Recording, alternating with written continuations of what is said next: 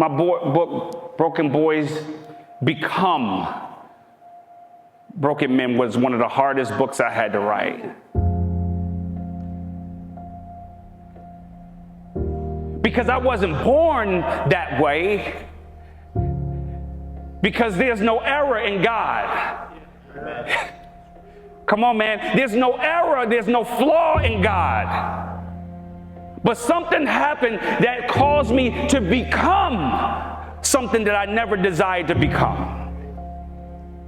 So I fell.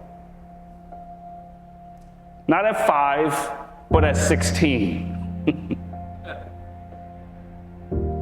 And so it was those words that my father said to me that caused me to become lame. And all of the things that I did not recognize that was happening behind the scenes, when I'm yelling and I'm reaching for him to grab me and he's not grabbing me, I was becoming. That's good. You wasn't born lame. The people you serve wasn't born lame. Something took place that caused that to happen. See, on the outside, our wives see the beards. Our co-workers see the beards. They see the bald head. But they don't see the little boy that's still clocking in every single day. They don't see him. They don't see him. 2 years ago, my daughter got into an altercation at school, and she got suspended because advice that her father gave her. My daughter is not a fighter. But as a father, I'm like, yo, you cannot allow somebody to pick on you. I'm still work in progress, guys. So I get a phone call and they said, listen, your daughter is suspended.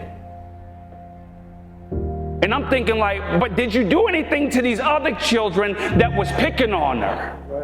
But it has nothing to do with that. But it's like, Shon, how do you respond? So my encouragement, my advice was different than my wife's advice.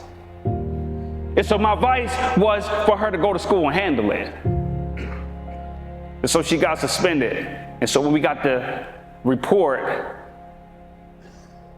she didn't even fight. Number one, because my daughter can't fight. But what she did, she hired some goons. She used the resources. So they got her on camera going to beckon her friends, and they see her pointing on camera. So she never fight never took place, but she still got suspended.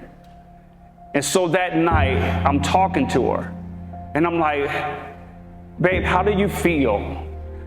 And she started to tell me, but in the middle of it, she started to break down and cry.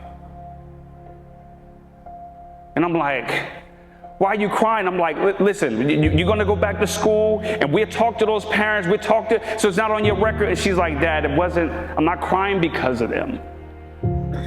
Watch this. See, I'm crying because of what you told me to do.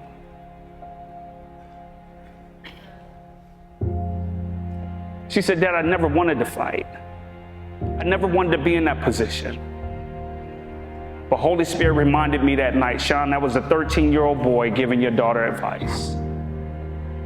The 13-year-old you was giving your daughter advice. Remember, Shon, when you didn't want to fight that boy and everybody started laughing and your cousin had to come and save you? Yeah, that's him giving advice. You never dealt with him. And some of us in here has yet to deal with that 13-year-old boy, that 10-year-old boy, that 5-year-old boy. And we're parenting, we're loving our spouses, we're raising our children, we're leading our organizations, we're leading our companies. But that little boy is still in mind. And I'm not saying all of us, right? But what I'm saying is that there's some people that you're serving And you can't see beyond what you see because you're not even trying to speak to the little boy in him that needs to grow up and become a man. Come on. Woo.